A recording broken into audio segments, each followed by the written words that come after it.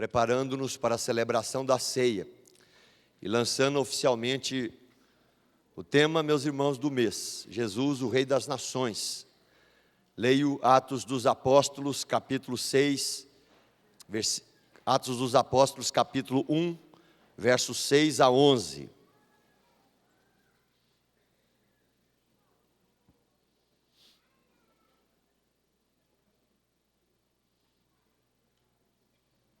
Atos 1, 6 a 11,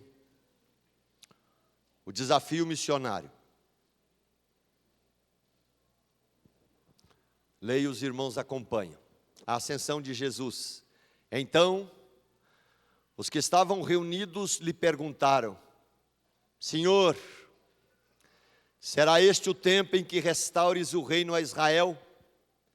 Respondeu-lhes: não vos compete conhecer tempos ou épocas que o Pai reservou pela sua exclusiva autoridade, mas recebereis poder ao descer sobre vós o Espírito Santo, e sereis minhas testemunhas, tanto em Jerusalém como em toda a Judeia e Samaria e até os confins da terra. Ditas estas palavras, foi Jesus elevado às alturas à vista deles, e uma nuvem o encobriu dos seus olhos. E estando eles com os olhos fitos no céu, enquanto Jesus subia, eis que 2 varões vestidos de branco se puseram ao lado deles e lhes disseram: varões galileus, por que estáis olhando para as alturas? Esse Jesus, que dentre vós foi assunto ao céu, virá do modo como vistes subir. Esse é um texto belíssimo, meus irmãos. Nós temos um desafio, nós temos um compromisso de levar essa bendita palavra e vida de Jesus a quem não conhece. Jesus foi bem enfático. Ele escolhe no seu ministério os discípulos, ele os prepara. Os discípulos empolgados são preparados para ir e pregar o evangelho a toda criatura. Marcos capítulo 16, Jesus vai dizer: ide por todo mundo e pregar o evangelho a toda criatura. Algumas coisas são importantes, e eu queria deixar aqui uma sequência desse compromisso de missão com cada um de nós que estamos aqui nesta noite. Jesus Cristo, na plenitude dos tempos, desce, é feito carne, nasce por obra do Espírito Santo no ventre de uma mulher, Maria. Jesus, até os 30 anos, não começa o ministério, tem que esperar esses 30 anos, e em 3 anos e meio, ele muda completamente a história da humanidade. E ele muda pela vida de 11 homens, depois Paulo, o 12º.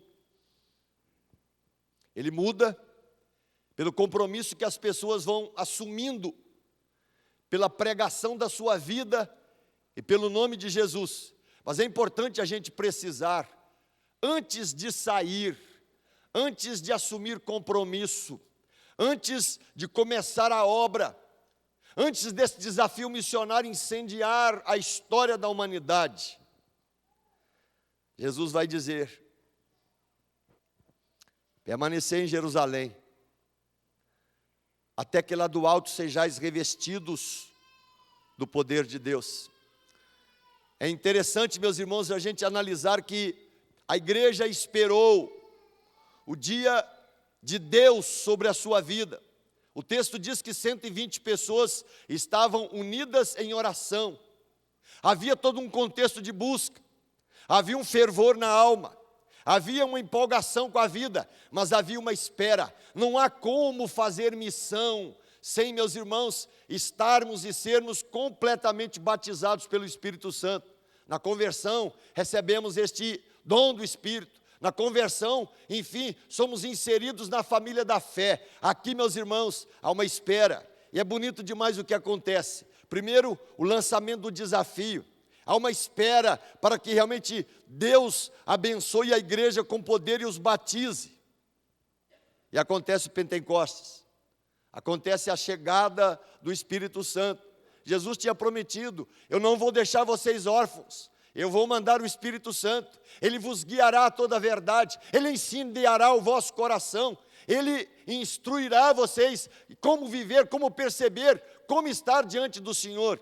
E naquele dia, marcado pelo Senhor, o Espírito Santo desce, batiza a igreja, empolga os cristãos. Havia uma grande festa em Jerusalém, quase 600 mil pessoas estavam ali, há uma empolgação grande. Enfim, o dom de línguas desce sobre aqueles 120, e ali há 19 etnias presentes naquele dia, porque muitos tinham vindo ao templo prestar culto a Deus, mas esse incendiar da vida acontece com esses 120, e vai acontecer ali de forma belíssima, né?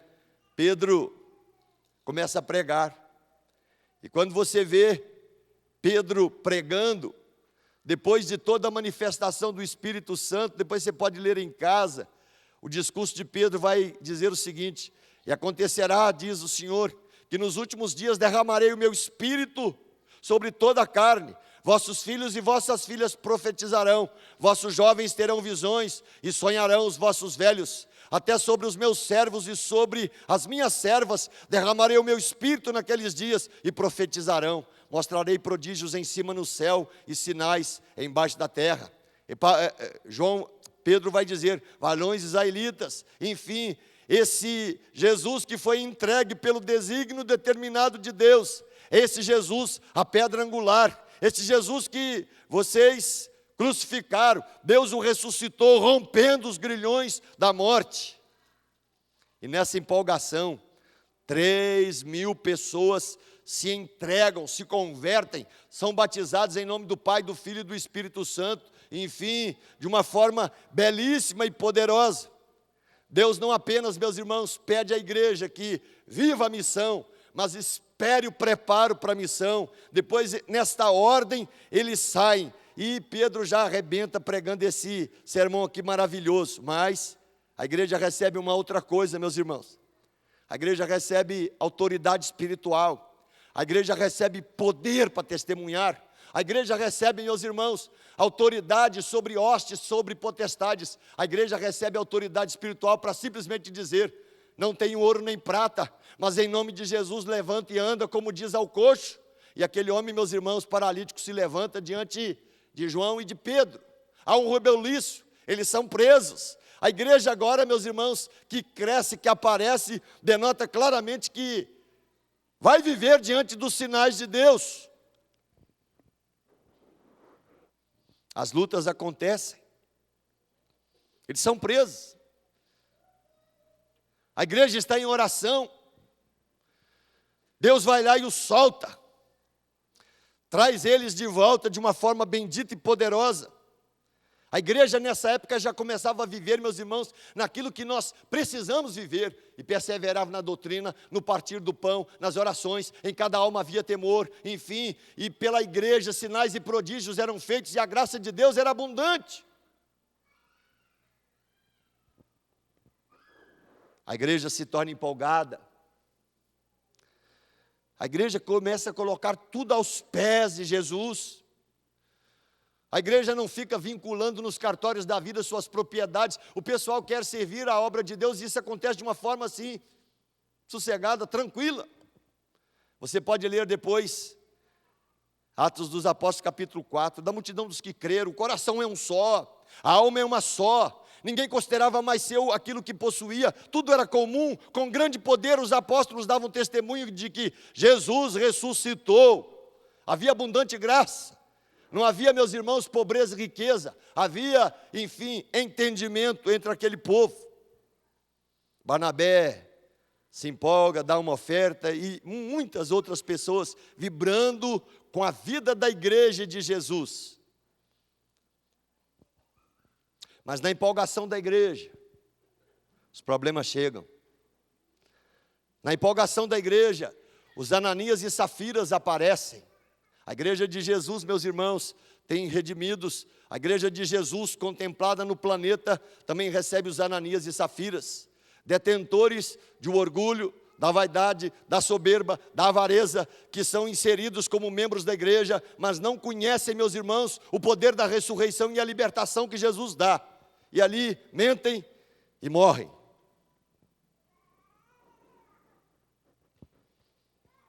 Com os problemas e com os crentes fingidos chegando à igreja, os problemas também chegam. A igreja tem que nomear diáconos porque havia agora lutas, havia dificuldades, havia partidarismos, havia proteções, e a igreja tem que tomar providências e toma com a eleição dos diáconos. Os apóstolos continuam na pregação específica da palavra, e nessa sequência, meus irmãos, Deus começa a fazer uma obra dura na igreja. Deus deixa a perseguição chegar. E essa perseguição que chega já pela vida de Estevão, que não tem medo do enfrentamento, não tem medo de colocar a palavra em riste e mostrar que esse Jesus, que foi trabalhado em todo o contexto do Velho Testamento, veio para ser Salvador. Ali Estevão morre apedrejado. A igreja começa a ser perseguida.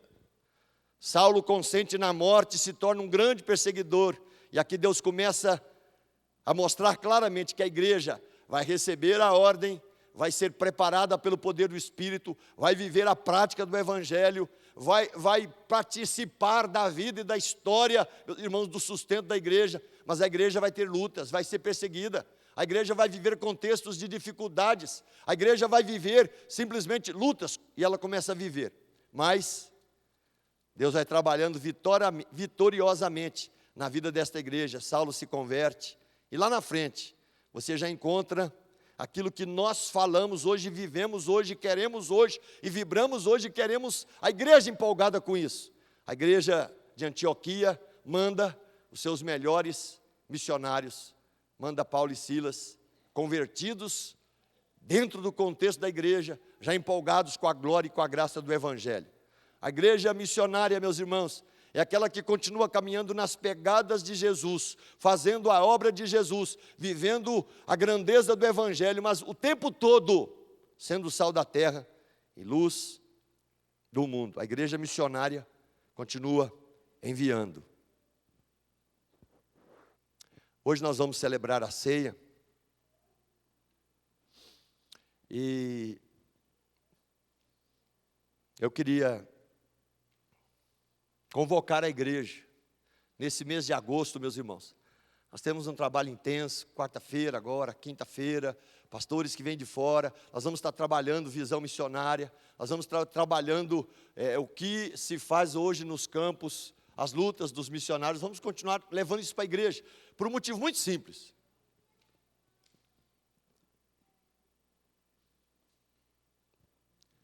Eu queria que Deus fizesse uma coisa na vida da nossa igreja, e só Ele pode fazer.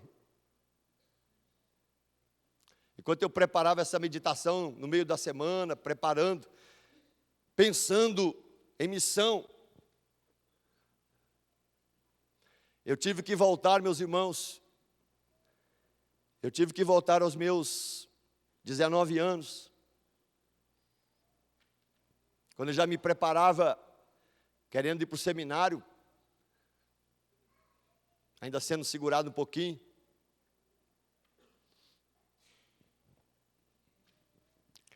E eu lembro que era o domingo para a gente. O domingo para a gente, naquela época, 17, 18, depois 19 anos, era levantar às 4 da manhã, encher 2 carros, uma rural e um outro carro, um jipe. Saímos aí em 14 pessoas, numa estrada de terra de 150 quilômetros, e passávamos em 6 cidades, íamos deixando as pessoas para realizar o trabalho. E aquele último que ficava lá, depois vinha voltando, recolhendo o pessoal. E quando chegávamos meia-noite, 1h em casa, sabe para onde a gente ia? A gente subia no monte para orar. E ficava ali, agradecendo a Deus pelo trabalho realizado. Essas igrejas existem lá hoje. Eu estou desafiando você nessa noite aqui, gente.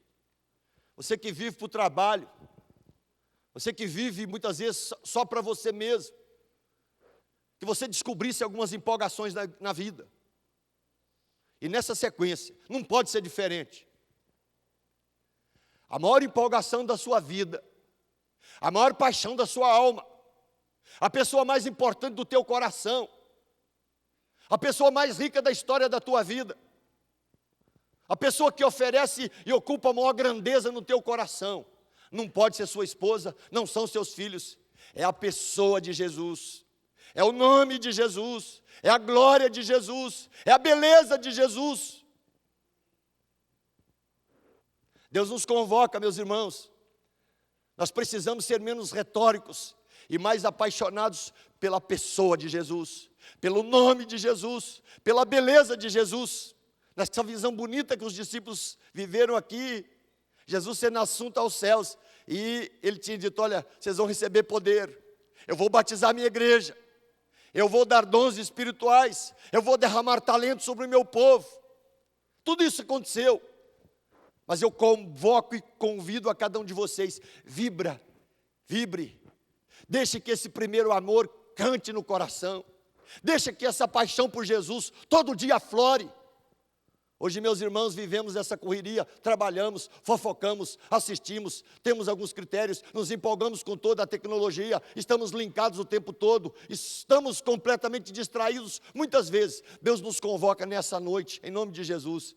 Desperte o teu primeiro amor de novo, desperte paixão pela obra missionária, desperte paixão pela glória do Cordeiro, desperte paixão pelo nome de Jesus, desperte, quebre os joelhos, ore mais, jejue mais, tenha mais tempos de madrugada para orar, seja alguém empolgante, seja alguém que carrega na vida, a vida com Jesus, mas carregue nas mãos folheto, carregue no coração e na sua boca o nome: eu sou um cristão, eu sou comprometido com a glória do Cordeiro, eu tenho a pessoa de Jesus, eu amo o Cordeiro de Deus que tira o pecado do mundo.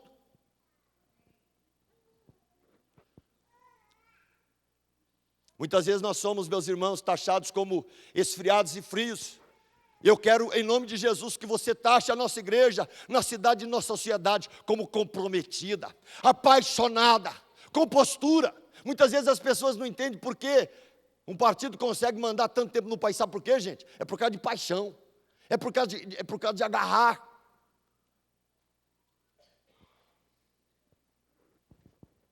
Eu queria dizer para cada um de vocês aqui: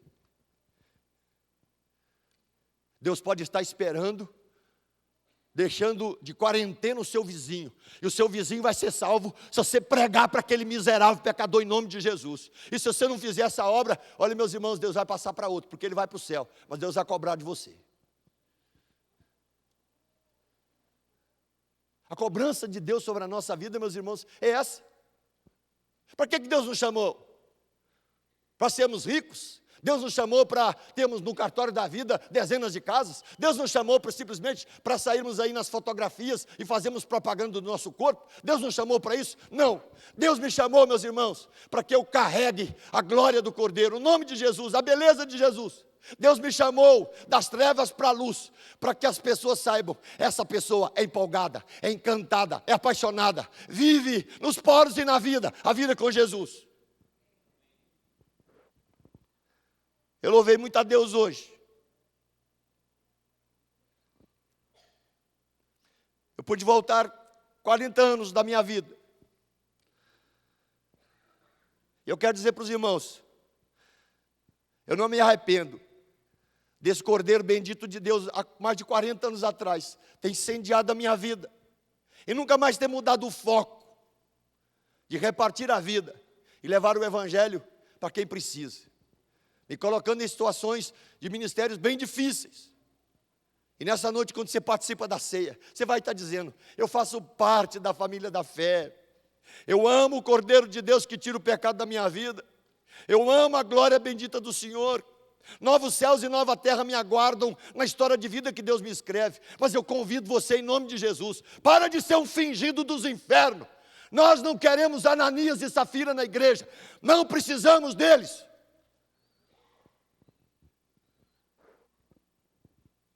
Porque o diabo manda.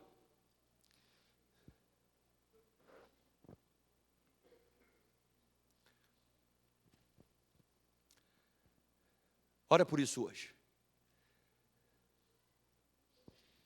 Pede a Deus isso hoje. Pede a Deus um pouco mais de compromisso, gente. Quem não desenvolve compromisso com Jesus, me perdoe, também não vai desenvolver com a esposa, não tem condição de desenvolver. Quem não desenvolve essa paixão para dizer todo dia: Senhor, eu me comprometo a amar o Senhor, a servir ao Senhor, a viver diante do Senhor, a me consagrar ao Senhor, em ser fiel ao Senhor em todos os momentos, nas horas fáceis e difíceis, nos momentos de alegria e de tristeza. A minha vida é do Senhor. A minha vida é completamente do Senhor. Meus irmãos, quem não está fazendo isso com Jesus, me perdoe, não vai fazer com a esposa, não vai fazer com os filhos, não vai fazer no trabalho, não vai fazer em nada.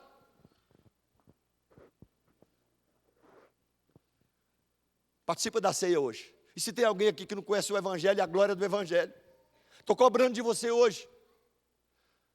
Sua vida só tem valor se você passar por aquela cruz que vaza o sangue, mas perdoa o seu pecado, verte a vida, mas te insere na glória do céu.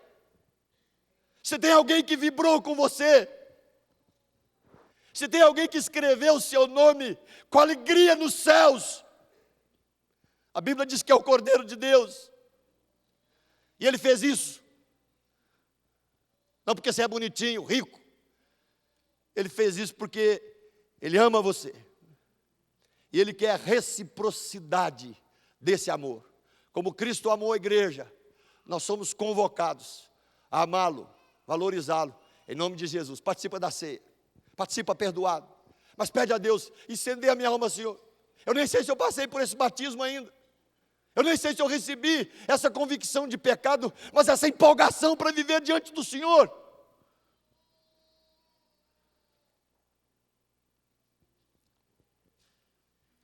Louvado seja esse bendito Deus que manda Jesus. Ele mudou nossa história. E na ceia nós estamos dizendo: nós amamos o Senhor. Nós queremos o Senhor. Nós não vamos brincar de crente. Nós somos da família da fé. Deus te abençoe, te sustente, te dê uma ótima semana. Em nome de Jesus. Amém. Compromisso com a missão. Abra a palavra do Senhor no Evangelho de João, capítulo 13.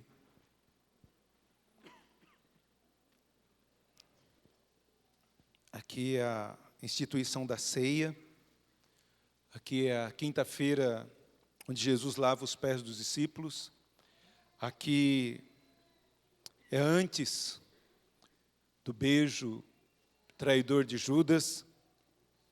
É antes do abandono dos discípulos. Jesus já sabia que Judas o ia trair, que Pedro ia trair, que os discípulos iam abandoná-lo, que ele ia sofrer.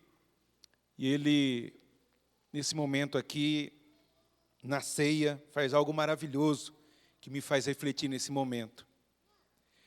Capítulo 13, versículo 21, depois você lê em casa todo o capítulo 13, 21 diz assim: ditas estas coisas, angustiou-se Jesus em espírito e afirmou: em verdade vos digo, que um dentre vós me trairá. Então os discípulos olharam uns para os outros, sem saber quem ele referia.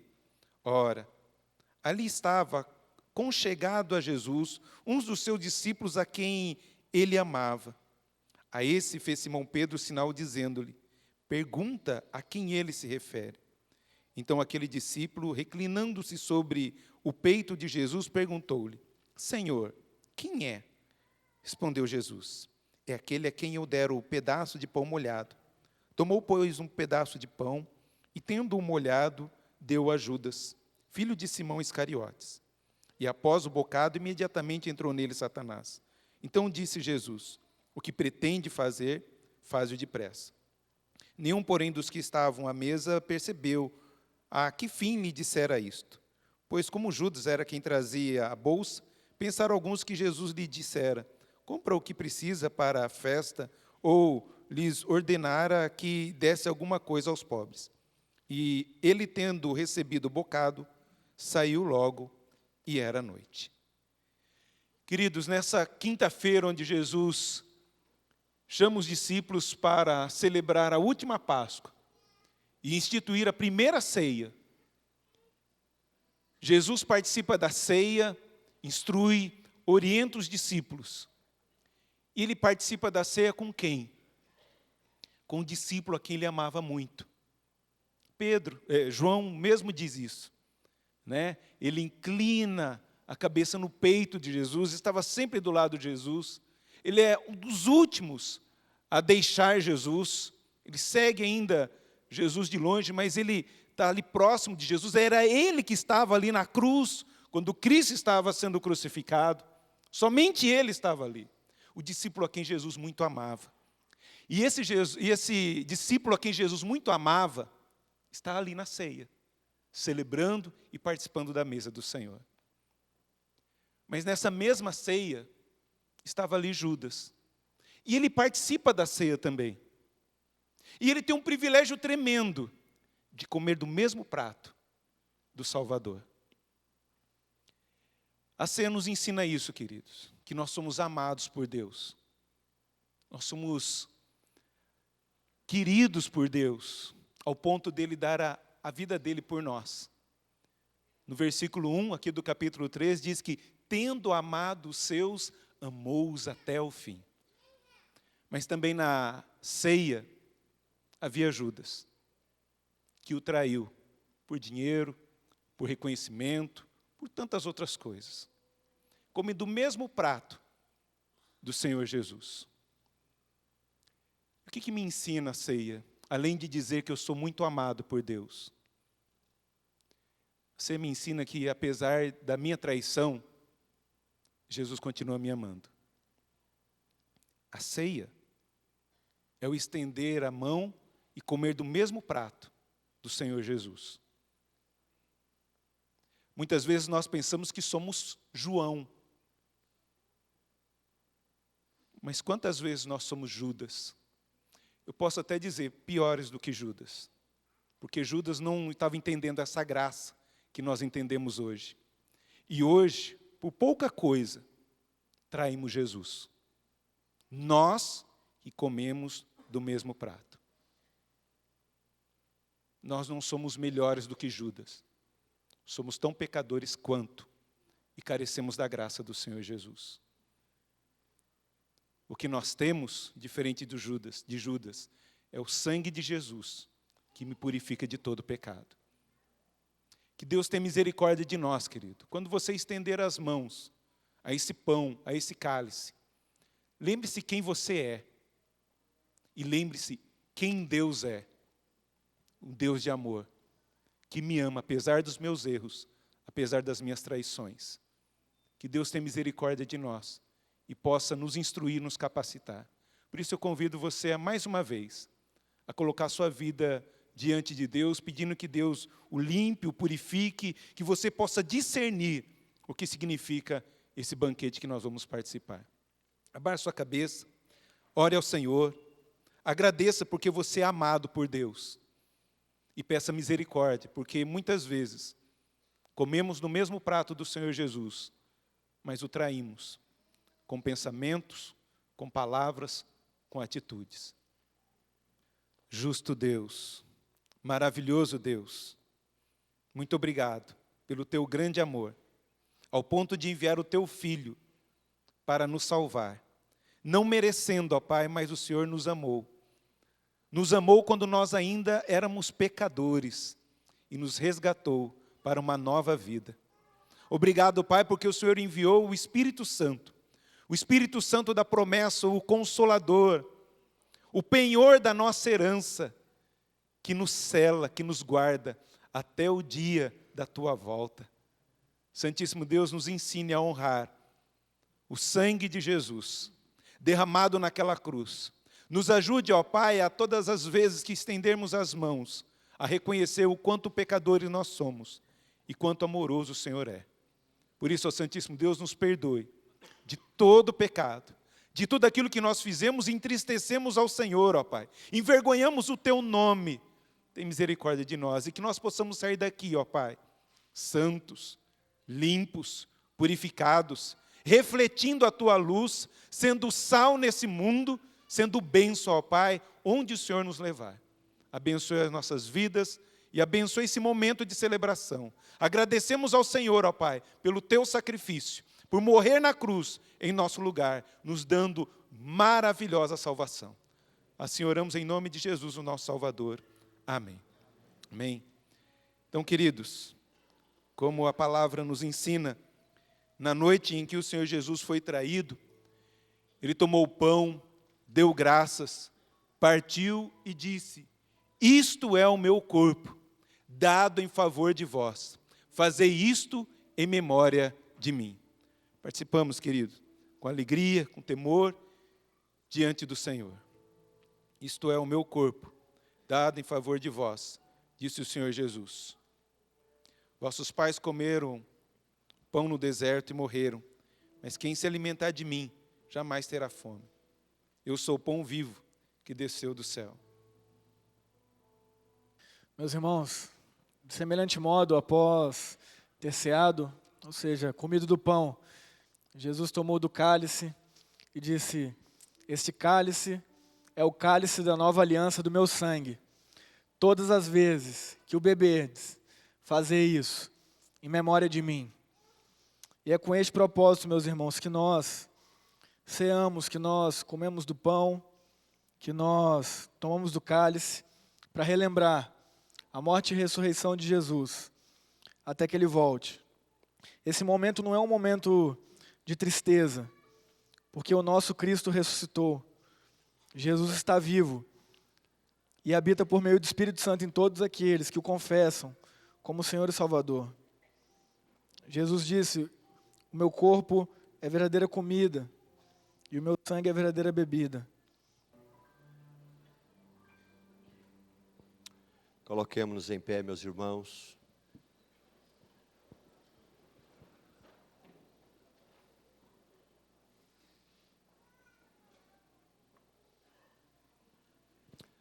Antes de nós cantarmos para encerrarmos esse culto e continuarmos a nossa vida em culto diante de Deus na semana inteira,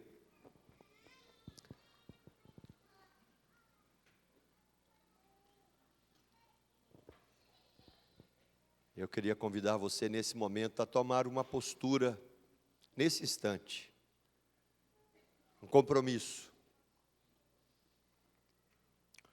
Quando Pedro e João estavam presos, a igreja estava em oração. E foi uma cena muito bonita, porque, tendo eles orado, tremeu o lugar onde eles estavam. Todos ficaram cheios do Espírito Santo e com intrepidez anunciavam a palavra de Deus. Essa semana, gente, em nome de Jesus, tome uma postura onde pisar o seu pé, sua vida para trabalhar. Chegue mais empolgado com Jesus. Chegue para abrir a boca e abençoar. Chegue para ser sal da terra e luz do mundo. Chegue para viver empolgadamente o dia com todas as suas lutas. Chegue para fazer tremer esse lugar com a presença do Espírito na sua vida. É o que a Bíblia diz. Peça ao Senhor uma semana onde muita coisa seja diferente, em nome de Jesus. Eu queria que você orasse por uma coisa que talvez você não esteja vivendo. Hoje eu tive no hospital 12:30, fui visitar seu Jair, a UCO estava vazia, só ele.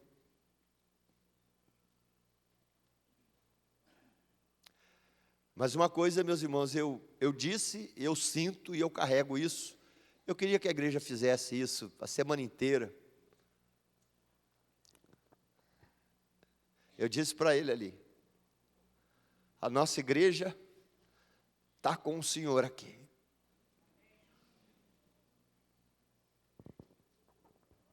Gente, carregue as pessoas em oração. Tem muita gente que vai se levantar porque você ora por ela. Tem resposta de oração que Deus está esperando que os seus lábios abram e Ele vai responder em nome de Jesus. Tem muita gente que vai receber consolo essa semana e Deus vai usar a sua vida.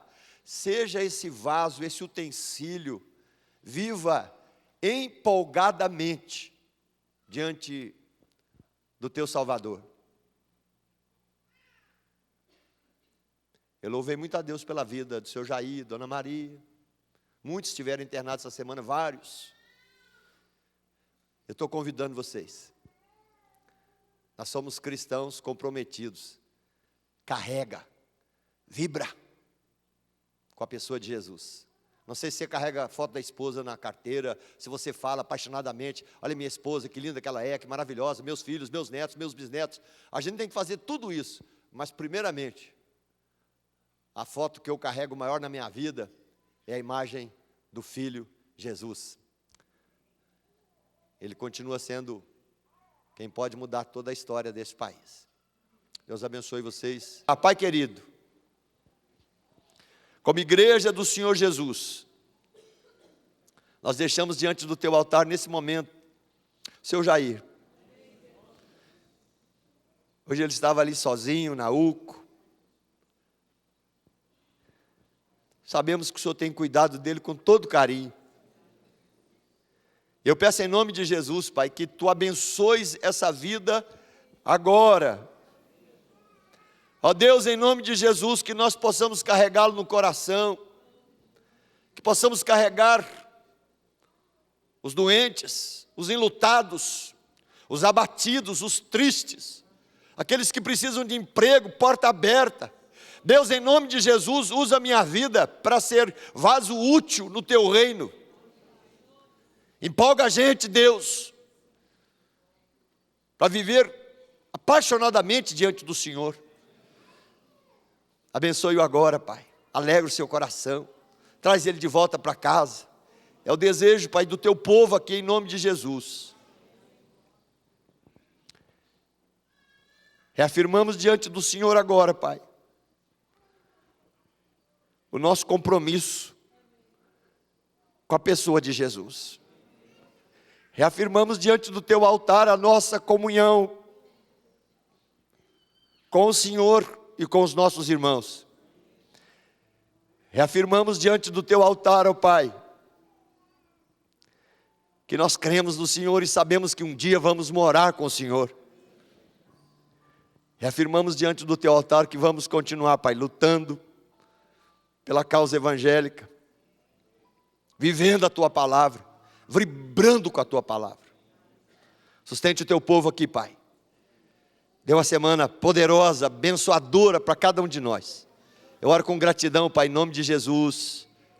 Amém.